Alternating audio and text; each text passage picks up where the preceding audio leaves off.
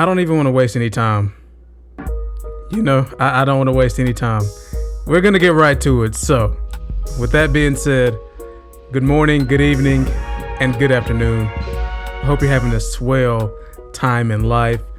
I'm hoping that you're getting everything that you deserve. Mostly good. I hope that all of y'all are being good people. I hope that you all are staying safe. I hope that you all are able to afford gas at the moment. Welcome back to the Dumb Trap. I'm your host, your producer, your creator, your first, your last, and your everything. You're all the above. I'm that guy right here. So this is the Dumb Trap, and I'm Dom. And I think I forgot how to do this podcast thing. I'm not gonna lie to you, but without further ado, hope y'all are doing well. Hope y'all are staying safe. For those of you that have been waiting on me, I'm back. Sorry for the wait. Life got in the way. I will just say that life got in the way. It was good things, nothing bad. Got a new job, working a shift that is a little bit different from what I'm used to, but we're getting there. Just trying to find time and figure out how to live life again. So, the training wheels are off basically. So yeah, everything's been fun. I'm really grateful for the job I have right now and all the experiences that I'm having and all of the people that I've met at this job. So shouts out to you. You know who you are, Mr. Bailey and Mrs. I really do appreciate y'all, and I appreciate y'all, and Mr. Bray as well. So without further ado, let's get into some reviews, shall we? I'm going to figure some things out as far as how I want to present things to you all.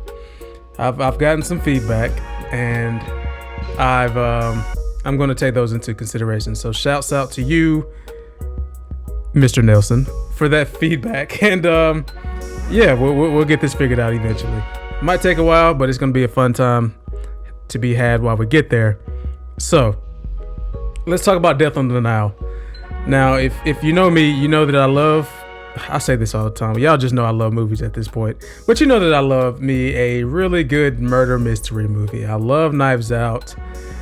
I don't want to say I love Murder on the Orient Express, but I love me a good whodunit. Show me a movie where something happens and you have to figure out who did what, or rather who done it. So, Death on the Nile is a movie that was made by 20th Century Studios, formerly known as Fox. And as you know, as I've discussed on this podcast, that Disney bought that studio and have basically been putting these movies out that have been delayed because of the pandemic. Death on the Nile being one of them. Now, this movie stars Gal Gadot. I don't want to say this lady's name wrong, but I don't even know if it's worth saying right. But y'all know Wonder Woman.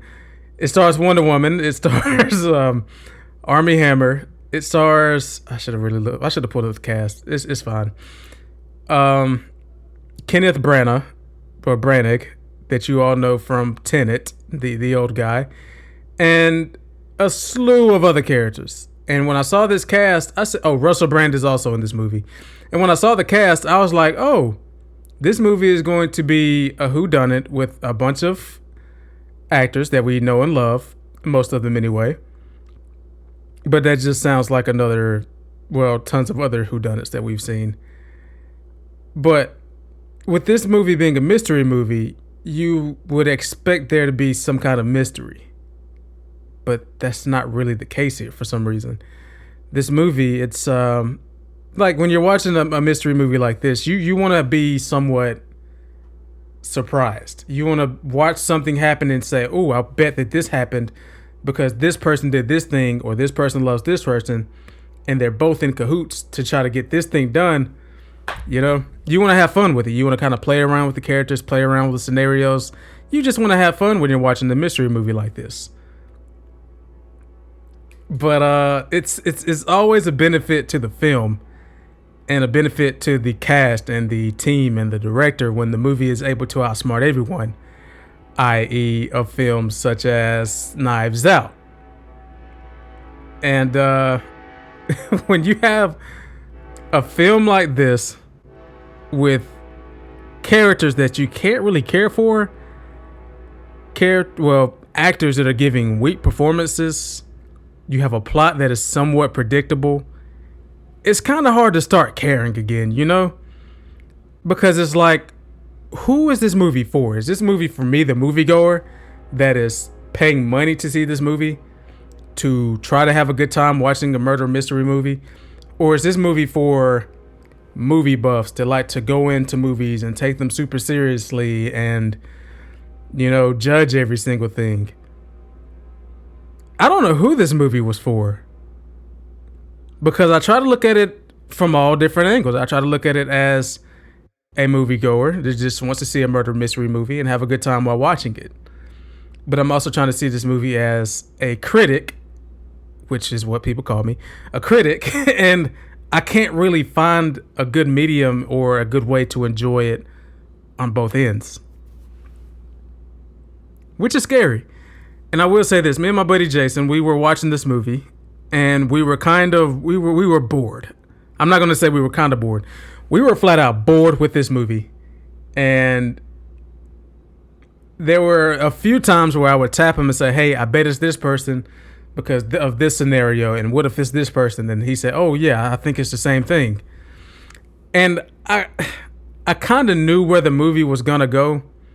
So I was putting it in my head that it was the murderer was, you know, somebody else that I wasn't really thinking about, trying to make scenarios, trying to make the movie fun. I shouldn't have to make the movie fun.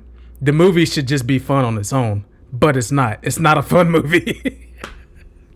I mean, there are some locations that are cool. There's like a club scene, and there's like Egypt, like an Egyptian tomb. And like the movie takes place on a boat for the most part. That is cool. Those are cool locales. But those cool locales cannot carry this movie. Those cool locales cannot make up for these whack performances from these decent actors and actresses. And it's like the movie wants you to be smart about it, but it's a dumb movie. And for that reason, Death on the Nile gets a 3 out of 10 for me. I didn't enjoy it. I wanted to enjoy it. I just could not. We really sat there in the theater just kind of looking. There wasn't a lot of laughter or anything. Like I said, there was maybe one moment where we tried to come up with who could be the person causing all the commotion on the Nile and causing death on the Nile. And let me just say this, like, there it's more than one death on the Nile. Like, death in the terms of the title is plural. Multiple people die in this movie. But it's like, you can't care about these people. Because for one, you haven't spent enough time with these people. For two, these people are not good people, so you don't want to care about them, you know? The only thing that you had to care about them is saying, oh, well, I know that guy from that movie. That's about it. There's nothing else, really. I'm not going to say I was disappointed because I didn't have any expectations going into it. But I will say this. This movie did not have to be delayed for as long as it was delayed. I think that delay was a little bit unnecessary. It could have come out a long time ago. Maybe it would have been a better movie then. If the movie would have come out before this pandemic that we've had, it might have been a better movie. But yes, for that reason, Death on the Nile, 3 out of 10. Didn't really enjoy it. Didn't really expect to enjoy it. It's like it tries to have some kind of style.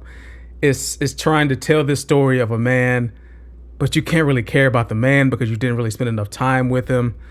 It's boring, it's bland, it's basic, and it's bogus. It's 4 B's. Bland, boring, basic, and bogus. I don't want to say I can't believe it because I can, but it's like Disney putting out these Disney's putting out these movies and like letting them just go. Like not saying, hey, we care about this movie. Here you go.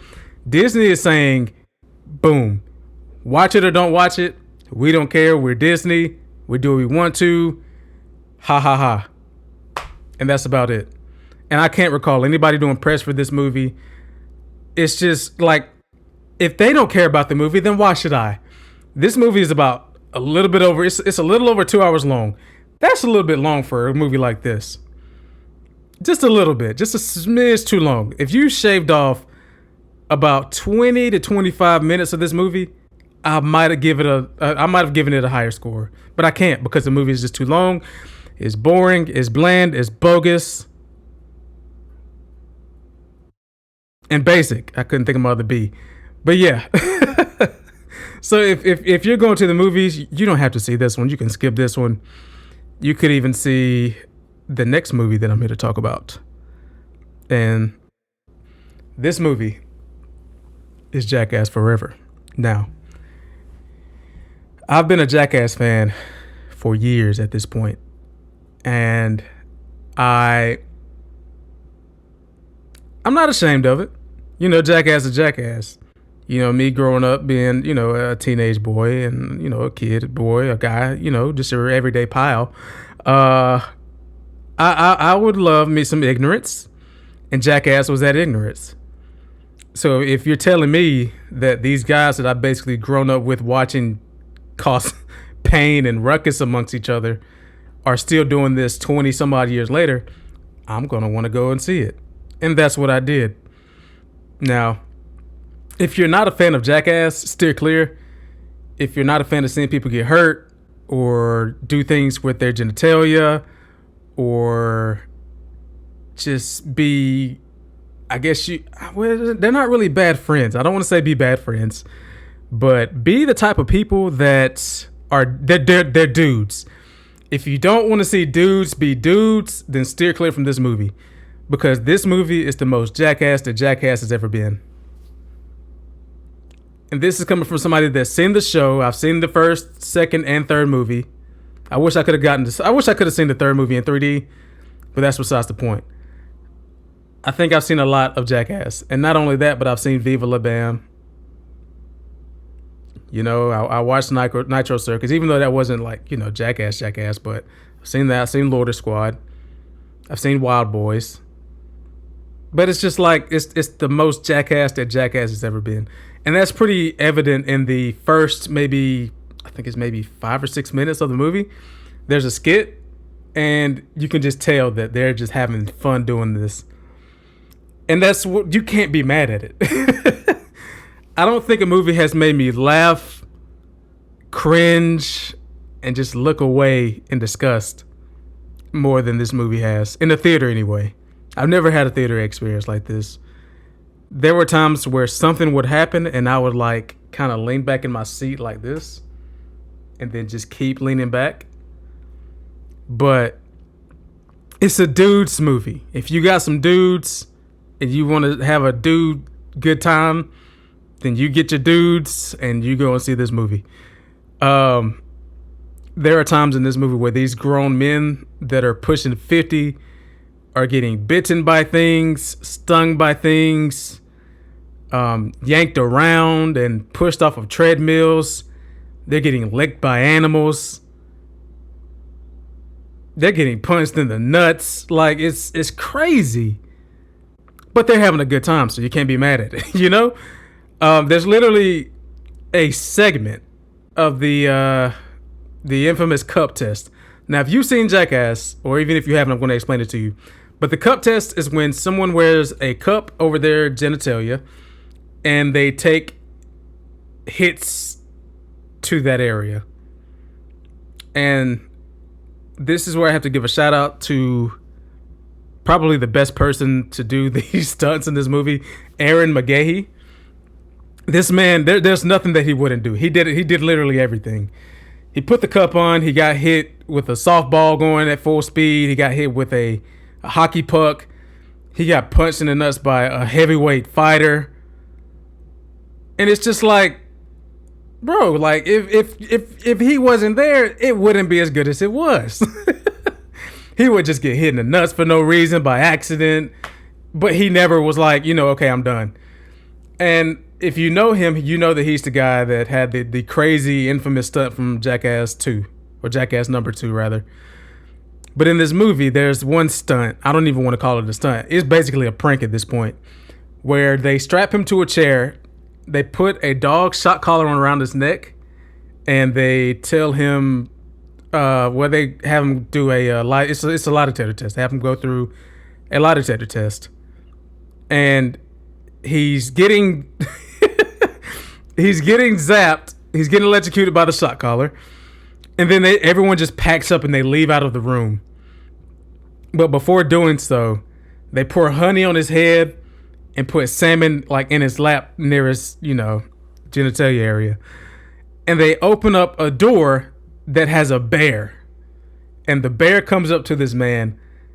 And of course, bears like salmon and bears like honey. So what does the bear do? Goes up to him, starts licking him, seeing what's up. I like salmon. He starts licking the salmon. It almost gets to the point where something happens, but thankfully they caught everything just in time to where it didn't happen. And for that, Aaron McGahee is really the MVP of this movie. If you don't know who he is, if you've seen the trailers, he has the mohawk. Of course, he has a mohawk because why wouldn't he have a mohawk? But it's just a dude's movie, and like I said, Aaron's the MVP. I gotta thank him for that. I gotta thank him for putting himself in harm's way for someone like me and mine's entertainment. And for that reason, this movie is an easy 8 out of 10. Easy 8 out of 10. And shouts out to the new crew. I think there's a dude named Poopies. There's Jasper. There's a fat dude, of course. And there's 2 other people I'm blanking on. I'm sorry. I think, yes, it's a black dude I'm blanking on and a lady I'm blanking on. I should have looked at the cast of this before I did this. But I had to get this podcast out to y'all. Or this episode, rather. But they did what they needed to do. They were there to get hurt and get tased and get bitten on the face by a snake because these 48 and 49-year-old men were not doing it. I completely understand it. They did a great job. Me being a bigger dude, if you tell me to put a kite on my back and jump off of a small hill into a cactus, I'm telling you no and to screw yourself. So shouts out to that dude for doing it. He even has a Jackass tattoo, I think, on his belly or on his arm or something. It's somewhere. He has a Jackass tattoo, the skull and the crossbones with the crutches. He has that on his body. But yeah, I really appreciate these guys for taking all this damage and making us visibly shaking in the movie theater. But yeah, if you like seeing Jackass and if you like seeing people push it to the limits, go and see Jackass Forever. I'll appreciate it. They'll appreciate it. One thing I didn't really appreciate is this next movie I'm going to talk about. I know it feels like I'm speed running through these episodes, but we'll talk about why eventually. We're speeding through these movies, but yeah, we'll talk about it eventually. Now, if you know me, which some of you do, you know that I love video games. And you know that I love movies, of course. Hence why I do this thing that I'm doing now. If you combine the two,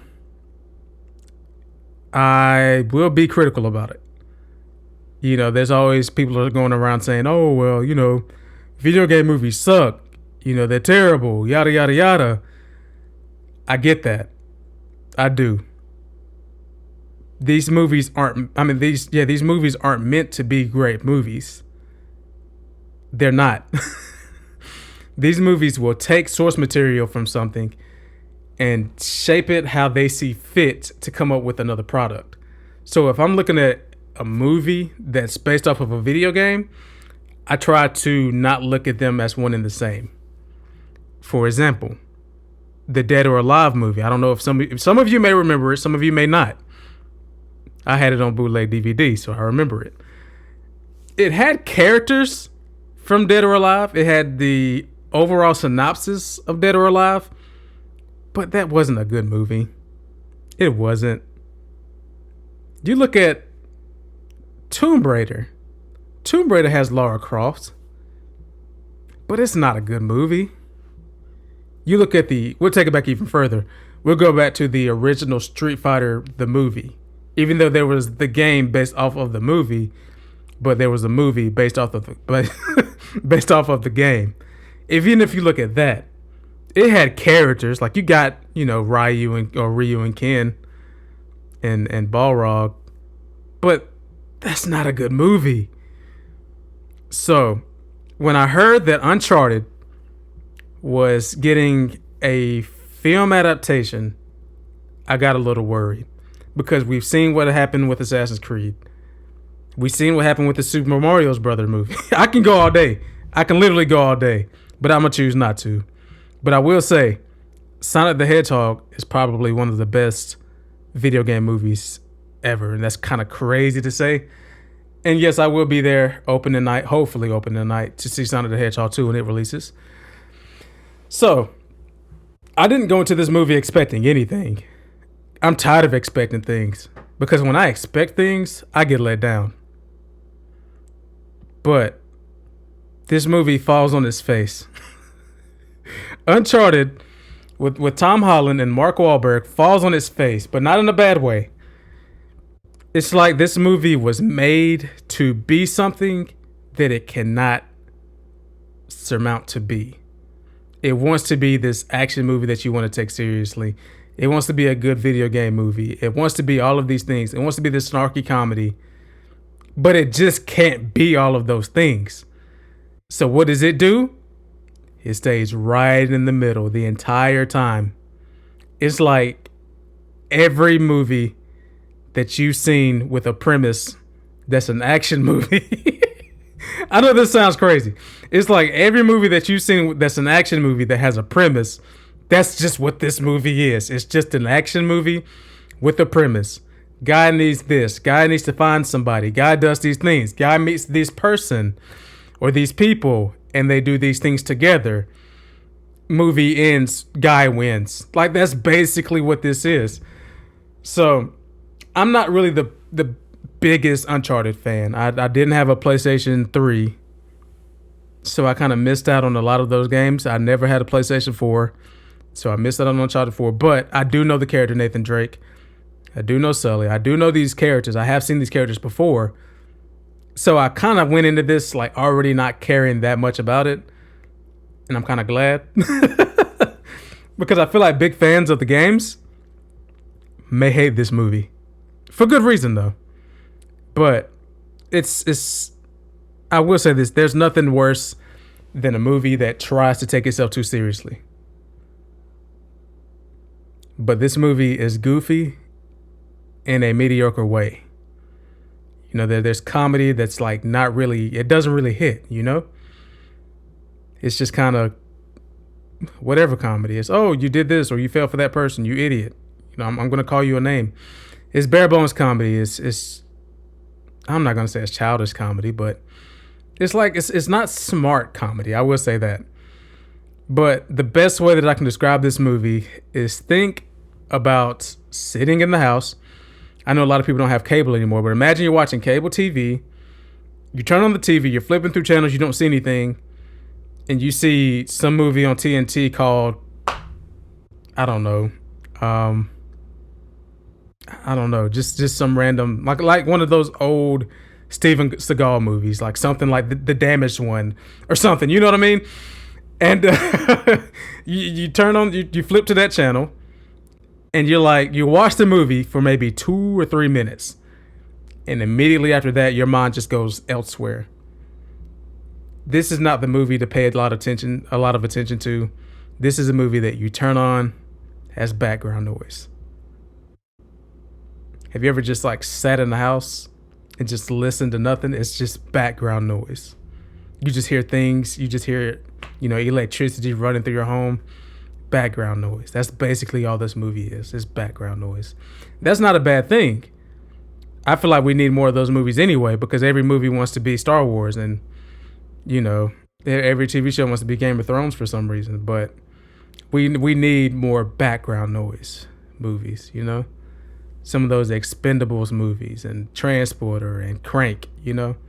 Some of those movies you just turn on and just let ride off into the sunset. This movie, Uncharted, is bare bones. There's not much to it. It tries to have heart. There's a cameo in the movie but it's kind of like, kind of thrown in there to make people happy. So you can't really be too excited about it. Tom Holland is just Tom Holland in this movie. He's like Peter Parker from, of course, Spider-Man. Or I don't know who Peter Parker is. I'm sorry. But he's just like guy that's a good thief that is snarky, like says little snarky comments and stuff. Mark Wahlberg is like adult Mark Wahlberg, like he's older, so he like has some kind of authority, and he can be a voice of reason at times. But other than that, like the cast is weak. Like Antonio Banderas is in this movie, and this is probably the weakest performance I've ever seen him have.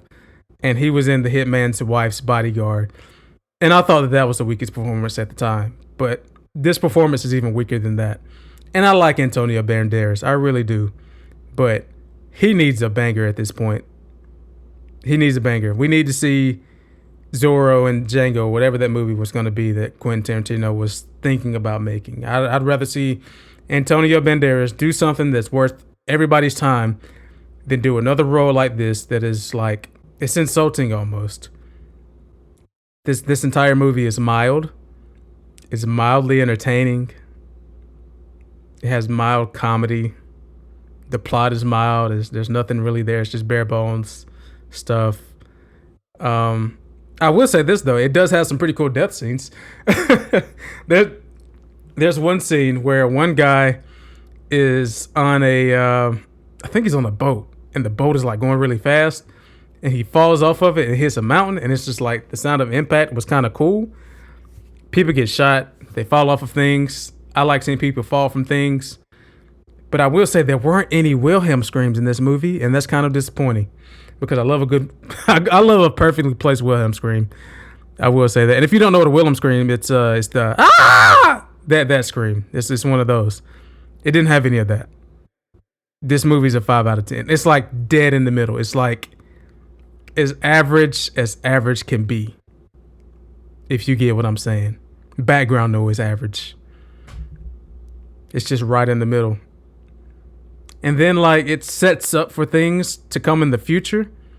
And then I think Sony already came out and said they want this movie to be their next cash cow or their next big franchise. I really don't care. I might watch them, but I don't really care. It's a 5 out of 10. If the next one's a 5 out of 10, then so be it.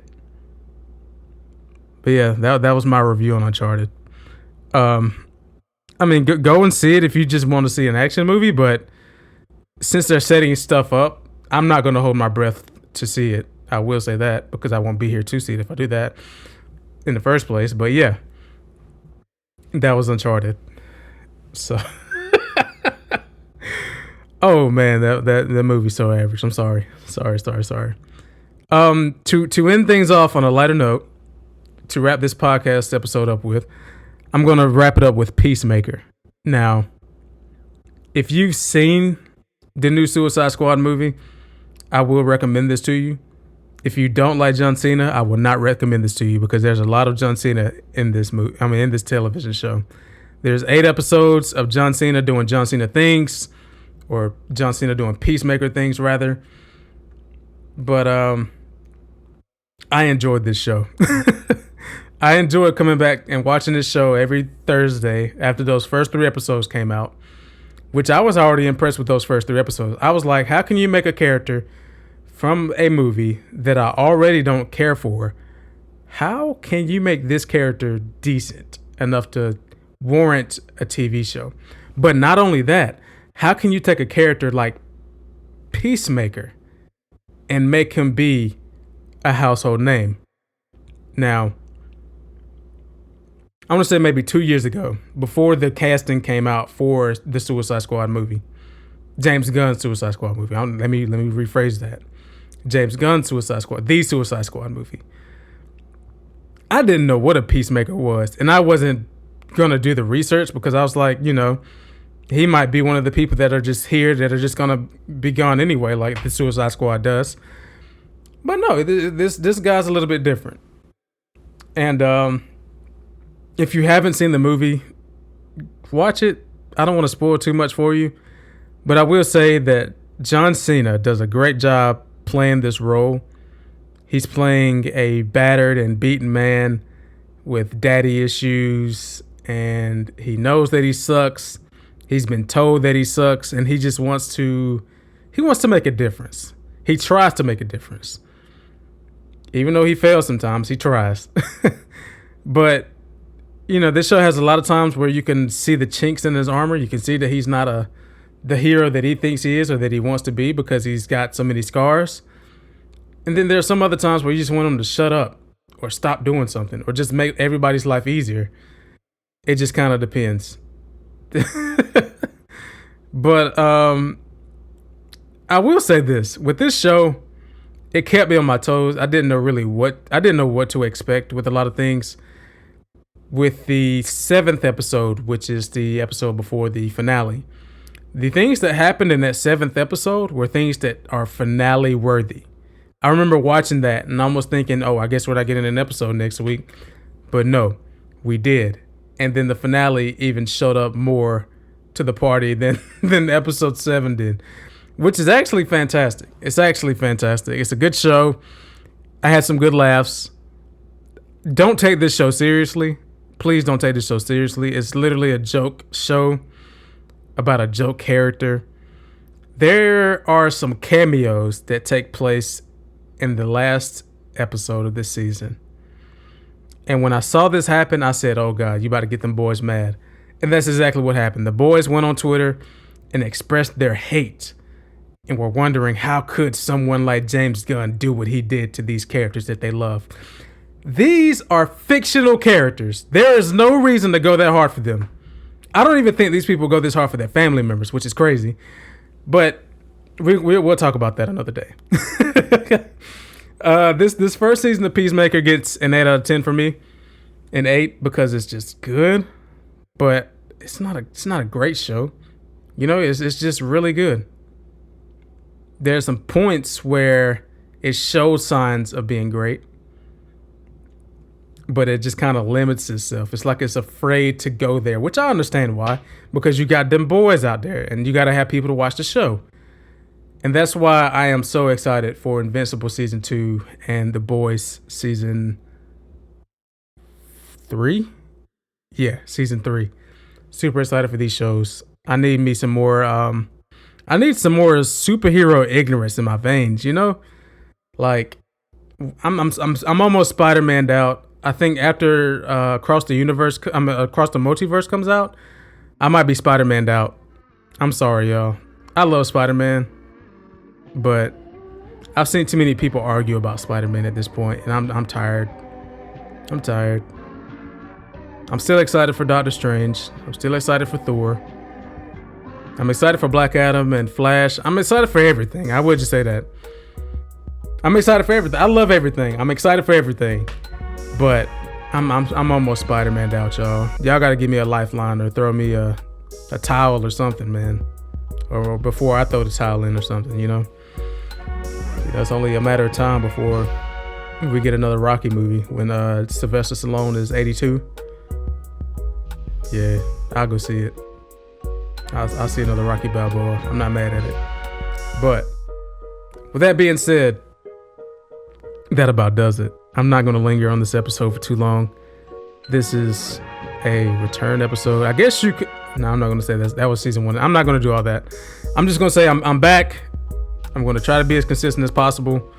Get these reviews out to you. I'm going to do some more interviews. I'm going to get some more guests on the podcast. And just overall good people on the podcast. That'll come soon. In due time. So keep on rolling. It's been Dom. I'm your host. You're a creator, your editor, your producer. Your first, your last. And your everything. Thank you for coming back. Thank you for checking in on me. Thank you for the feedback. Thank you for coming to the Dom Trap. It's been Dom. It's been dope coming back to this and speaking with you all.